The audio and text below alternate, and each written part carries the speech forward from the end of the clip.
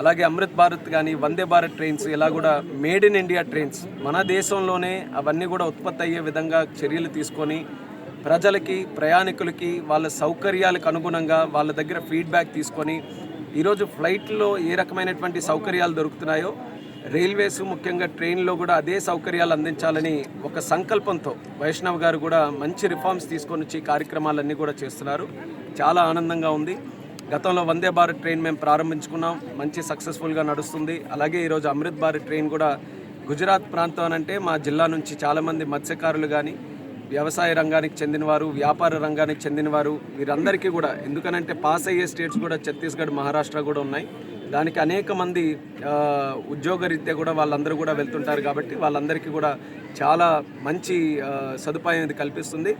ట్రైన్లో కూడా నేను ఎక్కి చూశాను, మంచి ఫెసిలిటీస్ ఉన్నాయి. ట్రైన్లో ప్రయాణించే వాళ్ళు కూడా చాలా హర్షిస్తున్నారు, మంచి సదుపాయాలన్నీ కూడా బాగున్నాయని. సో ఈ యొక్క ట్రైన్ అందరూ కూడా వినియోగించుకోవాలని కూడా ఈ సందర్భంగా తెలియజేసుకుంటున్నాను. అలాగే మా జిల్లాకి సంబంధించి కూడా రైల్వే పనులన్నీ కూడా ప్రత్యేకంగా దృష్టి పెట్టి ఇక్కడ నుంచి ట్రైన్స్ను కూడా కొత్తగా స్టార్ట్ చేయాలని నా తరపున కూడా కృషి చేస్తున్నాను.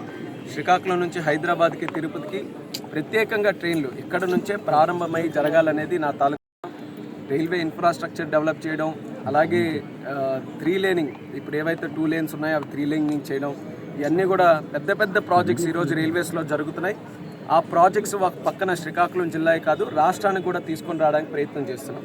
మీకు తెలుసు, గత 14-15 నెలల్లోనే రైల్వే జోన్ కూడా ల్యాండ్ కేటాయించి జిఎంను కూడా ఈరోజు పెట్టి ఆ కార్యక్రమాన్ని కూడా ఒక సౌత్ కోస్ట్ రైల్వే జోన్ మన ఆంధ్రాకి ప్రత్యేకంగా వాటి లాంచ్ చేసుకొని ముందుకు నడిపిస్తున్నాం.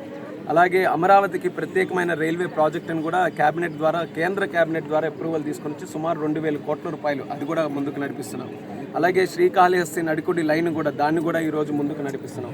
ఇలా ఎప్పటి నుంచో సంవత్సరాల తరబడి వెనకాడినటువంటి ప్రాజెక్ట్స్కి రైల్వేస్లో ప్రాధాన్యత ఇచ్చి మోదీ గారు, అలాగే మన ముఖ్యమంత్రి చంద్రబాబు నాయుడు గారు, పవన్ కళ్యాణ్ గారు వీళ్ళందరి సమక్షంలో రైల్వే ఇన్ఫ్రాస్ట్రక్చర్ మన ఆంధ్రప్రదేశ్ రాష్ట్రంలో కూడా అద్భుతంగా ముందుకు నడవడానికి చర్యలు మేము చేపడుతున్నాం.